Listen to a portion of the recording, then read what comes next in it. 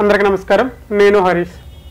ఈ మధ్యకాలంలో ప్రముఖ సినిమా హీరోలు, ప్రముఖ సెలబ్రిటీస్ని వాళ్ళనే టార్గెట్ చేసి, వాళ్ళనే వైరల్ చేసి, వాళ్ళపై అంటే తప్పు చేసినా చెయ్యకపోయినా వాళ్ళని ఒక నెగిటివ్ ప్రచారంలోకి తీసుకెళ్లే ప్రయత్నం జనరల్గా చెప్పాలంటే మీడియా చేస్తుంది. ఎస్, నేను ఒక మీడియా పర్సన్ అయినా ఉన్న నిజాలు మాట్లాడుకోవాలి కాబట్టి మీడియా వ్యవస్థ అనేది ఆ తప్పు అయితే చేస్తుంది. అరే ఏమైపోయింది హరీష్, అంతగానో ఏం తప్పు చేసింది, హీరోలను ఎందుకు అట్లా మోసుకొస్తున్నావు, హీరోలు ఏం తప్పు చేయకుండా ఏం సొంత పూసలు కాదు కదా అని అంటారేమో.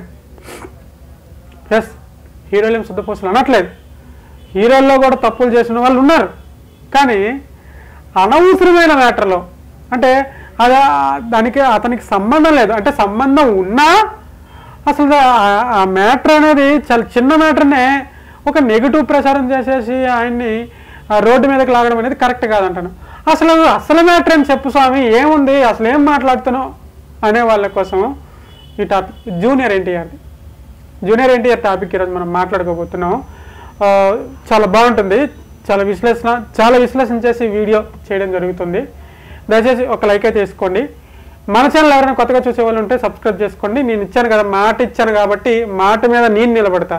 నేనేమి ఇచ్చా మాట, మంచి కంటెంట్లకి చేయబోతున్నా, మంచి కంటెంట్లతో మేము ముందుకు వస్తానని ఒక మాట ఇచ్చా. నేను ఆ మాట మీద నిలబడి మంచి కంటెంట్లతో మేము ముందుకు వస్తున్నా. మీరు ఇచ్చిన మాట ఏంటి, నన్ను సబ్స్క్రైబ్ చేస్తారని మీరు మాట ఇచ్చారు. ఆ మాట మీద మీరు నిలబడతారని నేను ఆశిస్తూ వీడియోలోకి వెళ్తున్నా. ఇక వీడియోలోకి వెళ్తే, తిరుపతికి చెందిన కౌశిక్ అనే జూనియర్ ఎన్టీఆర్ అభిమాని క్యాన్సర్ బారిన పడడం జరిగిన తర్వాత బెంగళూరులో చికిత్స నిమిత్తం బెంగళూరులో జాయిన్ అవ్వడం జరిగింది. అయితే బెంగళూరు హాస్పిటల్ నుంచి ఆయన ఒక వీడియో చేయడం జరిగింది. ఏంటది, దేవరా సినిమా చూసి చనిపోవాలని ఉంది, ఇదే నా చివరి కోరిక అని చెప్పేసి ఒక వీడియో చేయడం, ఒక పోస్ట్ పెట్టడం జరిగింది. అయితే అది అప్పుడు చాలా బాగా వైరల్ అయిపోయి రాష్ట్రంలో ఉన్నటువంటి జూనియర్ ఎన్టీఆర్ అభిమాన సంఘాలు, జూనియర్ ఎన్టీఆర్ యొక్క వాళ్ళ అభిమాన సంఘాలు ఎవరైతే పెద్దలు ఉంటారో వాళ్ళ దృష్టికి వెళ్ళి వాళ్ళు జూనియర్ ఎన్టీఆర్ దృష్టికి తీసుకెళ్ళడం జరిగింది. అయితే తీసుకెళ్ళిన వెంటనే ఎన్టీఆర్ గారు ఆ పిల్లడితో దాదాపు 15-20 నిమిషాలు వీడియో కాల్ మాట్లాడి, వాళ్ళ తల్లితో కూడా వీడియో కాల్ మాట్లాడి, మీకు నేను అండగా ఉంటా, ఈ చికిత్సకి ఎంత ఖర్చు అయినా పర్లేదు, నేను దాన్ని భరిస్తా అని చెప్పేసి మాట ఇవ్వడం అయితే జరిగింది. అది అంతవరకు వాస్తవమే. అయితే ఆ తర్వాత ఆ పిల్లడికి గవర్నమెంట్ నుంచి 11 లక్షల వరకు అందింది, టీటీడీ నుంచి 40 లక్షల వరకు అందింది, ఇక అభిమాన సంఘాల నుంచి ఒక 2 లక్షల వరకు అందింది.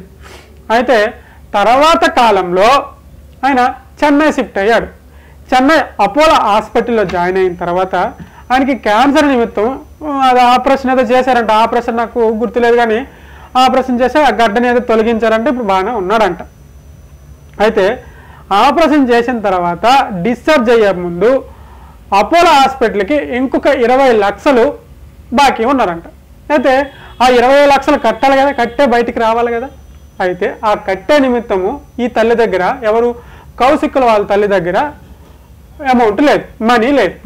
అయితే ఈమె ప్రెస్ మీట్ పెట్టి, మరి ఈమెను పెట్టిందా ఈమెతో ఎవరైనా మీడియా వాళ్ళు పెట్టించారనేది నాకు తెలియదు, కానీ మీడియా ప్రెస్ మీట్ పెట్టి మాకు అప్పుడు జూనియర్ ఎన్టీఆర్ డబ్బులు ఇస్తామన్నాడు, మాకు ఇవ్వలేదు, మాట ఇచ్చారు, మోసం చేశాడు అనే విధంగా ప్రెస్ మీట్ పెట్టడం జరిగింది. ఇక మనకేంది, ప్రెస్ మీట్ పెట్టడమే తరువాయి. పెట్టిన తర్వాత మన చేతులకు హడ్డు ఉండవు, మన రాతలకి ఎవడో ఆపలేడు. ఇక జూనియర్ ఎన్టీఆర్ మోసం చేశాడు, జూనియర్ ఎన్టీఆర్ మాట తప్పాడు, జూనియర్ ఎన్టీఆర్ డబ్బులు ఎగ్గొట్టేశాడు, ఇక కొన్ని పత్రికల్లో నెగిటివ్గా రావడం జరిగింది. అది జనరల్గా మనం ఆలోచిస్తే జూనియర్ ఎన్టీఆర్కి 20 లక్షలు ఒక లెక్కన, బుర్ర పెట్టి ఆలోచించండి, 20 లక్షలు ఒక లెక్క కాదు కదా. అలాంటప్పుడు అంత నెగిటివ్గా ఎట్లా రాయగలుగుతున్నారో నాకు అర్థం అవ్వట్లేదు. ఇక్కడ జరిగిన ప్రధాన అంశం ఏమై ఉంటుంది, జనరల్గా అభిమాన సంఘాల నుంచి ఎన్టీఆర్కి ఈ మ్యాటర్ అనేది పూర్తిగా కన్వే ఉండకపోవచ్చు, లేదా అతని పనిలో అతను బిజీ అయి ఉండొచ్చు, లేదా ఇతన్ని ఈ మాట మర్చిపోయి ఉండొచ్చు కూడా. అంటే జూనియర్ ఎన్టీఆర్ ఈ క్యాన్సర్ పేషెంట్ అంత వీరాభిమాని కదా, దేవరా సినిమా చూసి కూడా చనిపోవాలన్న వ్యక్తిని కూడా మర్చిపోతాడు జూనియర్ ఎన్టీఆర్ అంటే ఆయనకుండే టెన్షన్స్లో ఆయనకుండే అంటే ఇప్పుడు జనరల్గా ఎంత పలుకుబడి ఎంత పేరుంటే అంత టెన్షన్స్ ఉంటాయి జనరల్గా మనం అనుకోవడానికి ఉండొచ్చు. ఆయన్ని ఎలా గుర్తు చేయాలి, ఆయన దగ్గర నుంచి ఎలా డబ్బులు అడగాలి, డబ్బులు తీసుకోవాలి, ఇస్తాడు. అడిగే పద్ధతి ఒకటి ఉంటుంది, తీసుకునే పద్ధతి ఒకటి ఉంటుంది. అవేమీ లేకుండా ఒక ప్రెస్ మీట్ పెట్టేసి ఇష్టానుసారం మాట్లాడేసి జూనియర్ ఎన్టీఆర్ దొంగ, జూనియర్ ఎన్టీఆర్ అంటే హీరోల్ని ఫ్రేమ్లోకి లాగితే ఒక వ్యూస్ వస్తాయి, ఒక పబ్లిసిటీ వస్తుంది, ఛానల్ జనాల్లోకి వెళ్తుంది అంటే అది కరెక్ట్ కాదని నా ఉద్దేశం. సో ఇందులో ఆబ్వియస్లీగా వీళ్ళదే తప్పు, మీడియా తప్పు ఉంది, ఆ తల్లిది కూడా తప్పు ఉంది. జూనియర్ ఎన్టీఆర్ డబ్బులు ఇవ్వనని చెప్పలేదు కదా లైవ్లో. జూనియర్ ఎన్టీఆర్కు నేను డబ్బులు ఇవ్వనమ్మని చెప్పలేదు కదా. ఇస్తానని చెప్పిన తర్వాత మీరు వెళ్ళి అడగాలి. ఎక్కడి నుంచి అభిమాన సంఘాల నుంచి ఆయనకి మ్యాటర్ కనివ్వలేదేమో మీకు తెలుసా? తెలియదు కదా. అట్లా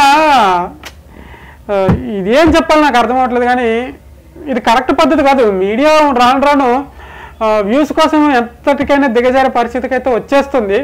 సో కొంచెం చూసుకుంటే బెటర్, అది నా అభిప్రాయం. అర్థమైంది అనుకుంటా. సింపుల్గా సింగిల్ అయిన ఆర్డర్ ఏంటంటే హీరోలని, ప్రముఖ సెలబ్రిటీస్ని, బాగా పేరున్న వాళ్ళని ఫ్రేమ్లోకి లాగి తీసుకొని వాళ్ళపైన వీడియోలు చేసి వాళ్ళు తప్పు చేసినా తెలియకపోయినా వాళ్ళపైన ఒక బురద చల్లే ప్రయత్నం చేసే పద్ధతి అయితే మంచిది కాదనేది నా అభిప్రాయం. అర్థమైంది అనుకుంటా. Thank you so much. జై హింద్, జై భారత్.